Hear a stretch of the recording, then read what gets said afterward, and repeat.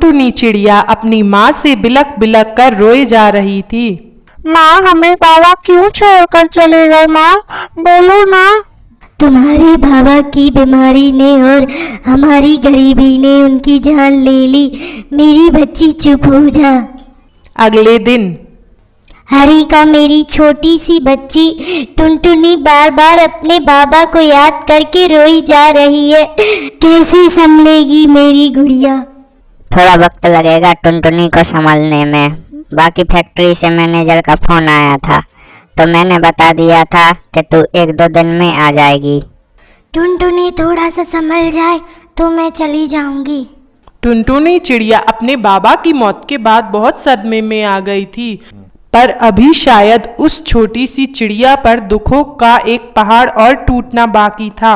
टुनटुनी बेटिया, जल्दी मेरे साथ चल, हमें हॉस्पिटल जाना है।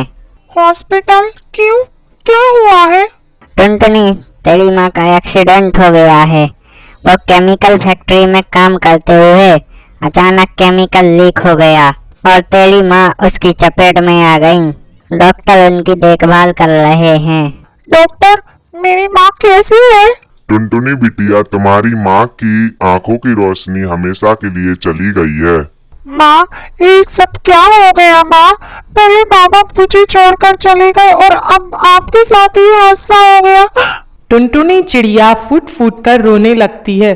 कुछ समय बाद टुनटुनी चिड़िया हॉस्पिटल से घर आ जाती है और वो बहुत ही उदास रहने लगी थी। ये लो माँ, मैं अपने हाथों से आपके लिए चाय बनाकर लाई हूँ और ये बिस्किट भी खा लो, फिर आपको दवाई भी तो खानी है ना। अरे, आप फिर रोने लगी? डॉक्टर ने आपको कहा है ना अभी आपके आंखों के जख्म कच्चे हैं। मेरी बेटी, इतनी सी उम्र में तुझ पर कितनी बड़ी जिम्मेदारी आ गई। माँ, आप ही तो कहती हो कि जीवन का नाम ही संघर्ष है।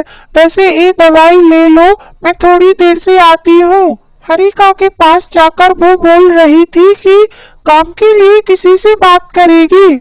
आओ टुनटुनी बेटा, मैं तुम्हारा कब से राह देख रही थी। वो मैंने बबली चूड़ी वाली से तुम्हारे लिए बात की है। मैं तुम्हें उससे चूड़ी दिलवा दिया करूँगी, तुम उन्हें बेचकर कुछ पैसे कमाओगी। हरिका जी, आपने मेरे लिए इतना सोचा, यही मेरे लिए काफी है। आप मुझे चूड़ी दिलवा दो, बहुत मदद हो जाएगी। हरिका टुनटुनी को बबली कबूतरी से चूड़ी दिलवा देती है। टुनटुनी चिड़िया रोजाना चूड़ी बेचने लगी थी। सुबह से शाम टुनटुनी चिड़िया कभी पार्क में, कभी नदी पार वाले जंगल इधर उधर चूड़ी बेचती थी। बहन जी, चूड़ी ले लो, देखो मेरे पास बहुत सुंदर चूड़ियां हैं। लाल, नीली, पीली ले लो बहन जी। अरे नहीं लेनी है हमें चूड़ी, चल आगे जाके बेच। दिलवा दो ना माँ चूड़ी, मुझे भी चूड़ी लेनी है। ए चिड़िया, ये कितने की चूड़ी है? ये लाल वाली 5 रुपए की है। 2 रुपए से ज्यादा नहीं दूंगी, वो भी मेरी बेटी जिद कर रही है इसीलिए ले रही हूँ। क्या करूँ, आज तो सिर्फ 15 रुपए की कमाई हुई है, कुछ समझ में नहीं आ रहा। टुनटुनी बिटिया आ गई, आज तो बड़ी देर लगा दी आने में। मैं आपके लिए रोटी खरीद कर लाई थी, रुको मैं अपने हाथों से खिलाती हूँ। मेरी भूल सी बच्ची सारा दिन मेहनत करती है और मैं अपाहिज तेरी कोई मदद नहीं कर पा रही। अरे माँ, चिंता क्यों करती हो? अभी कुछ दिनों बाद शादी का सीजन आने वाला है, फिर देखना मेरी चूड़ियाँ बिक जाएंगी, फिर मैं उन पैसों से आपके लिए नया स्वेटर भी खरीद कर लाऊंगी। अगली सुबह टुनटुनी चिड़िया चूड़ी बेचने की उम्मीद पर निकलती है कि उसकी कमाई हो जाएगी तो माँ के लिए कुछ खाने को खरीद लेगी। ऐसे ही एक दिन टुनटुनी चिड़िया एक पेड़ के नीचे चूड़ी बेच रही थी। तभी कंकड़नाथ और उसकी बेटी चमकीली कोवी वहां से गुजरते हैं। बहन जी, चूड़ी ले लो, देखो मेरे पास कितनी सुंदर चूड़ी है। लाल, नीली, पीली चूड़ी ले लो। इस गरीब बदबूदार चिड़िया को रास्ते से हटाओ, इस चिड़िया से मुझे कोई चूड़ी नहीं लेनी। मेरे पास से तो बदबू नहीं आ रही है, मैं बदबूदार चिड़िया नहीं हूँ। और उस कौवे ने मुझे बदबूदार क्यों कहा? चमकीली बेटा, किसी से ऐसे बात नहीं करते। चलो माफी मांगो। मैं नहीं मांग रही इससे माफी। इतना कहकर गुस्से में चमकीली वहां से चली जाती है। टुनटुनी चिड़िया चूड़ी बेच रही थी, पर उस दिन उसकी एक भी चूड़ी नहीं बिकती थी।